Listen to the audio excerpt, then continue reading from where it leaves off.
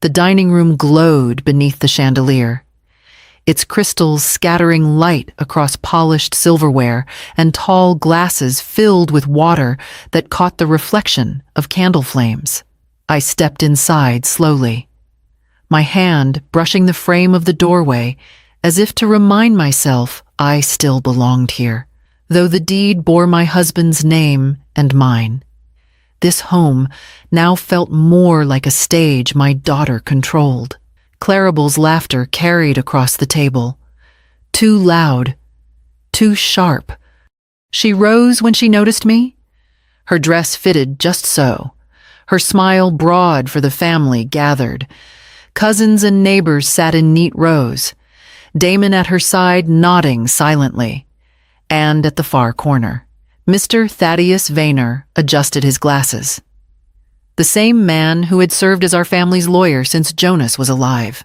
I walked toward the seat near Clarabelle. Sylvie and Oren, my grandchildren, had saved it for me, their small hands tapping the chair in invitation. But Clarabelle's eyes cut across the room like a blade. "Don't sit next to me," she said, her voice firm, though the words were spoken with a smile that fooled no one. The room fell quiet. Forks hovered above plates. Conversation froze. I could feel the weight of every stare pressing against me. Sylvie's smile faltered. Oren's eyes grew wide. And Damon shifted uncomfortably, but said nothing. I forced my lips into a soft smile. Without a word, I pulled back the chair beside Mr. Vayner and lowered myself into it. His eyes flicked to mine, steady, unreadable, but kind enough to give me a strand of courage as I settled. My hand brushed the side of my handbag. The envelope within rested like a quiet heartbeat, reminding me I hadn't come to this dinner unprepared. I had carried it from my bedroom drawer, tucked it into my bag before stepping out, knowing this night would not be ordinary. The candles flickered, as if stirred by an invisible wind. Clarabelle cleared her throat, her laugh returning too quickly, brittle around the edges. She lifted her glass, making some cheerful remark to distract the guests, but the atmosphere had already shifted. I folded my hands on the table, steady and patient, waiting for what would come next. After Jonas passed, the house seemed to echo differently. His footsteps, once steady and deliberate, had left behind a rhythm I sometimes thought I still heard when the nights stretched too long. He had built this place with both hands and sacrifice, brick by brick, convinced it would hold our family together long after he was gone.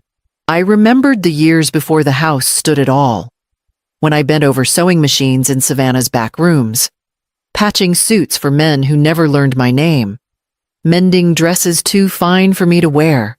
Clarabelle was a child then, with ribboned hair and stubborn eyes. I worked my fingers raw so she could go to school in clean clothes, while Jonas took extra shifts to set aside money for this very home. It was supposed to be our sanctuary, the fruit of every weary dawn, now sitting under its roof. I often felt like a guest. Clarabelle had a way of making even kindness sound like command. If I folded napkins for the table, she would refold them with a sigh. If I offered to stir a pot, she would glance at Damon with a little laugh, as though my touch ruined the taste. Her voice filled every room, polished and decisive, leaving no space for mine. Damon stood by her side, quiet as a shadow, neither defending me nor challenging her. Still, there were Sylvie and Oren. Their voices softened the sharp edges of the house. Sylvie would press her latest sketch into my hands, cheeks flushed with pride, while Oren climbed into my lap with a book he insisted only I could read properly. They tugged me toward the garden, begged me to watch their games, and wrapped their arms around my waist as though I was the only anchor they trusted. In their presence, I remembered who I had been before Clarabelle's voice grew louder than mine, a mother who stitched love into every seam. a wife who believed in the permanence of a home built on devotion. But when the children went to bed and the laughter faded, I was left with the silence of rooms that no longer welcomed me. It was in those silences that I realized love alone could not protect what Jonas and I had built. The basket of laundry was warm against my hip, the scent of soap still clinging to the cotton as I walked down the hallway. I had done this task thousands of times in my life, but that afternoon the routine carried me closer to something I was never meant to hear. Clarabelle's voice slipped through the crack of her bedroom door, sharp and clipped, lowered, but not enough to be hidden from walls that carried every sound. "Once the property is under our name," she said, each word weighted with determination, "she won't have a say. The house, the savings all ours. Damon agrees it's the simplest way." I froze mid-step. My hands clenched the towel so tightly the folded edge pressed hard against my palm. The air thickened, and though my heart pounded in my ears, her words rang clear. It wasn't just control she wanted. She wanted to erase me from the life Jonas and I had built, as though my years of labor, sacrifice, and devotion meant nothing. I moved quietly past the door before she could hear me, lowering the basket onto the bed in my room. My legs trembled, and I sat down hard on the mattress for a long while. I stared at the neat piles of folded laundry, their order mocking the storm within me. When night came, and the house lay silent, I lit the small lamp on my dresser. Jonas's photograph stood there, his smile faint but steady, a reminder of the man who had carried our burdens beside me. "You worked your whole life for this family," I whispered to him, my fingers brushing the frame. "I won't let them dishonor your memory." Patience had been my shield, but patience alone would not save what was left. That night, I understood I could no longer wait for respect to return on its own. I had to act, quietly and firmly, before everything we built was stolen. The next morning, I carried my resolve across the cobblestone streets of Savannah's historic square. The air was damp with the scent of river water, and Spanish moss swayed gently above me as I walked toward the brick building that housed Mr. Thaddeus Vaynar's office. I had passed that doorway countless times with Jonas, never imagining I would one day step through it alone to defend what we had built. Inside, the space was modest, the kind that spoke of years of steady work rather than grandeur. Shelves leaned under the weight of thick law books, their spines faded with age. The smell of old paper and polished wood settled over me like a memory. Mr. Vaynar looked up from his desk as I entered. He was older now, his hair thinner, but his eyes carried the same steady clarity I remembered from the days when Jonas consulted him about business matters. "Mrs. Marin," he said, standing to greet me. "It's been too long." I sat across from him, my hands trembling slightly as I unfolded the words that had poisoned my hallway only days before. I told him everything, Clarabelle's voice behind the door. Her plan to take the house, the savings, to leave me voiceless. He listened without interruption, nodding now and then, his brow furrowing with concern. When I finished, silence filled the room except for the ticking of a small brass clock. "Your husband left explicit instructions," he said at last, his voice calm but firm. "The house remains in your name. That cannot be contested. And the trust fund he ensured it would be protected for Sylvie and Oren, with you as guardian. Unless you willingly sign away those rights, Clarabelle cannot succeed." A wave of relief washed over me, but it carried with it a sharper tide of strength. "Then let's make sure everything is secure," I said. We spent the next hour reviewing documents, preparing copies, reinforcing what Jonas had set in place. Mr. Vaynar's pen scratched steadily across the pages, Each stroke, another stone laid in the wall I needed. Before I left, he looked at me over the rims of his glasses. She thinks you're powerless. Let her. I walked back into the Savannah sun with the envelope pressed firmly against my chest, knowing patience alone was no longer my only defense. 2 weeks later, Clarabelle's voice rang through the hallway, bright and commanding as ever. She was telling Damon to polish the silver and asking the children to keep their shoes clean because tonight is special. She called it a family celebration, though I had long since learned her celebrations often came wrapped around some hidden intention. This time, she had invited not only the cousins and a few distant relatives, but also Mr. Vaynar. The moment I heard his name, I knew what she was planning. Clarabelle never hid her hunger for recognition, and when she performed as hostess, there was always more than food on the table. I returned to my room with a steadiness I had not felt in years.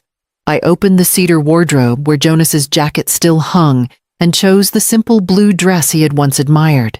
It was not the flashiest garment, but it carried a dignity I needed. I slipped it on and felt as though a part of him had come to stand with me. At the dresser, I reached for the sealed envelope Mr. Vaynar had given me. Sliding it into my handbag, the papers inside confirmed everything Jonas had arranged. The shield I would need if Clarabelle pressed too far. I touched the clasp and whispered under my breath, "I am ready." For the rest of the afternoon, I rehearsed silence, practiced the steady face that betrayed nothing. There would be no raised voice from me, no public begging. Clarabelle could posture and strut as she pleased. I would let her believe I was cornered, and in that belief, she would expose herself. As evening fell, the house shimmered with candlelight and the air filled with the smell of roasted meat. Relatives arrived with gifts, laughter echoing through the hall, while Clarabelle glided between them with practiced charm. To anyone else, she looked the picture of grace. But I knew this dinner was no feast of unity. I smoothed my dress, took one last glance at the envelope in my bag, and stepped into the glow of the dining room, ready for whatever she had prepared. The chandeliers sparkled above us, scattering shards of light across the long table. Clarabelle moved through the room as if she owned the very air, her fitted dress catching every gleam, her voice rising above the chatter with rehearsed laughter. She tapped glasses, complimented dishes she hadn't cooked, and let her hand rest possessively on Damon's shoulder while he nodded along. Silent and obedient, the guests admired everything: how beautiful the table looked, how tender the roast tasted, how lucky Damon was to have such a capable wife. I smiled politely when eyes turned toward me, but the truth pressed heavy against my ribs. I knew what this gathering was meant to disguise. Sylvie and Oren slipped to my side, tugging at my skirt. "Grandma, sit by us," they whispered, their hands warm and insistent. Their voices were a balm, a reminder that I was not as invisible as Clarabelle wished me to be. But Clarabelle's voice sliced across the room before I could move. "Mother? Sit at the far end. We need space here for the discussion." She said it lightly, almost cheerfully. But the command in her tone left no doubt. For a moment, the humiliation stung so sharply it felt as if every guest could see the red flush rise to my cheeks. To be ordered away from my grandchildren, from the heart of the table. In my own home, it cut deep. I drew a breath, smoothed my dress, and smiled as though the words had not wounded me. Instead of obeying, I walked with quiet steps to the chair beside Mr. Vaynar. He glanced at me as I sat, his expression unreadable, but his subtle nod steadying me. The envelope in my bag pressed against my side like a secret ally. Clarabelle's eyes flickered with fury, quick as lightning. But in the next instant, she forced a laugh, high-pitched and brittle. She lifted her glass, turning back to her audience, pretending nothing had shifted. But the room had changed. She knew it. And so did I. I folded my hands on the table, calm and patient, waiting for the moment I knew was coming. The plates had been cleared, the clatter of forks replaced by the faint hum of conversation and the clinking of glasses. Candles burned lower, their wax dripping steadily as if marking the time that Clarabelle had been waiting for. She leaned forward, her shoulders squared, her smile sharpened into something rehearsed and regal. "Now we finalize matters," she announced, her voice cutting across the table like a bell. "Mr. Vaynar, the documents, please." Her tone left no room for doubt, at least not in her mind. She believed the moment was hers. Damon nodded, faintly, and Michael, my son-in-law, trapped between loyalty and guilt, kept his eyes fixed on his untouched glass of wine. His silence was an old ache, one I had grown too familiar with. Mr. Vaynar adjusted his glasses, unhurried, and placed a thick folder onto the table. The weight of it silenced every whisper. I felt Clarabelle's anticipation swell beside me, the satisfaction already blooming in her posture, as though victory were a certainty. But when Vaynar spoke, his words shifted the air like a storm breaking over calm waters. "Per Jonas Marin's instructions," he said clearly, "the property remains under Mrs. Isolde Marin. Sole ownership, non-contestable." Gasps rippled down the table.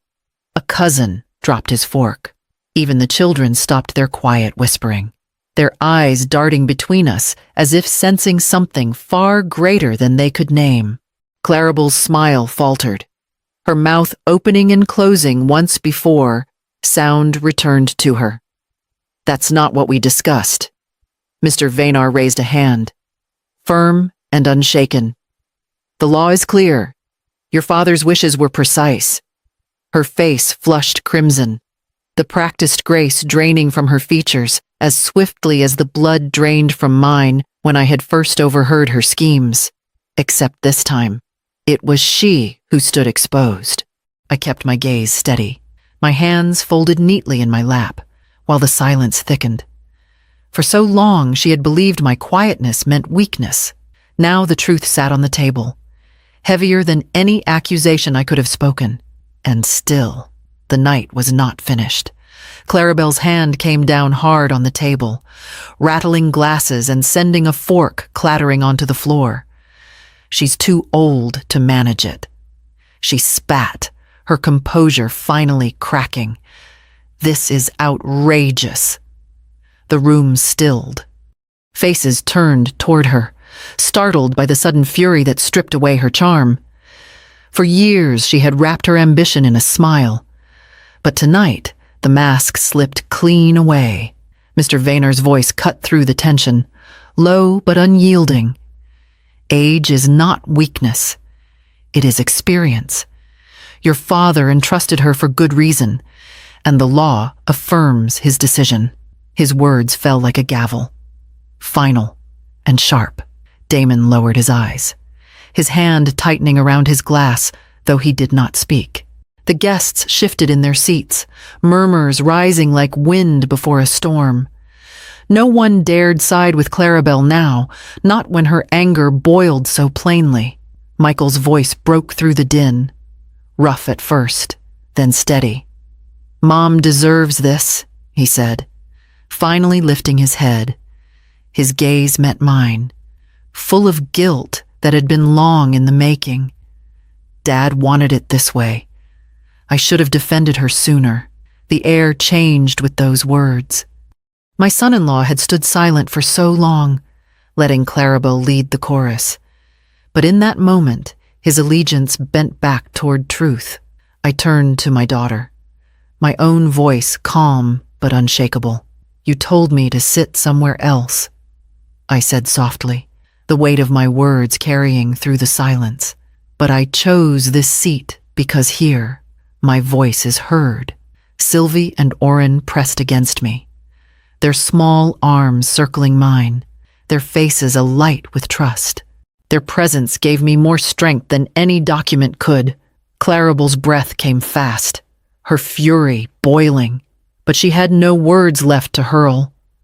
Around us, the table no longer felt like hers.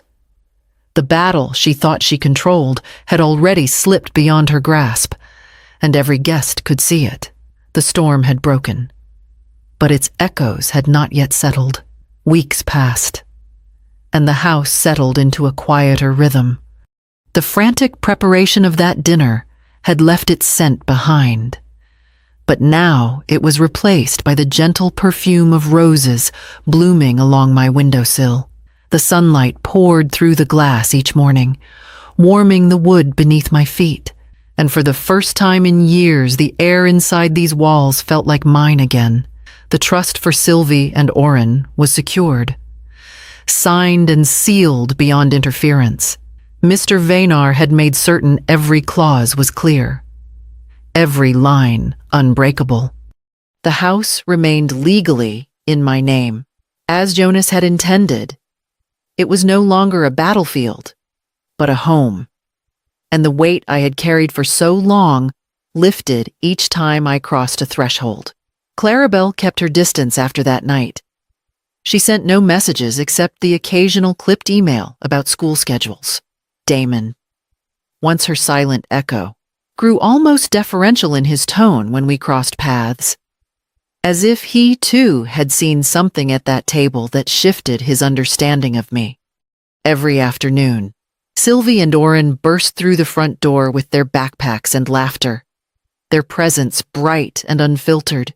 They spread their homework across the same dining table where Clarabelle had tried to erase me, and I sat with them, guiding their hands through sums and spelling lists, the house echoing with the sound of pencils and small voices instead of arguments. One morning, as the river breeze drifted through the window, I trimmed a single rose and placed it in a glass jar beside Jonas's photograph. The petals caught the light like tiny flames. I touched the frame with my fingertips and whispered. They tried to erase me, but I remained, looking at the flowers and the photo together. I understood what endurance meant. Love may open doors, but only respect keeps them open. I stayed at the window as Sylvie's laughter floated from the hallway, the sound threading through the rooms like a promise. I turned toward it, knowing this house, this family, and my own voice were no longer fading but rooted firmly where they belonged.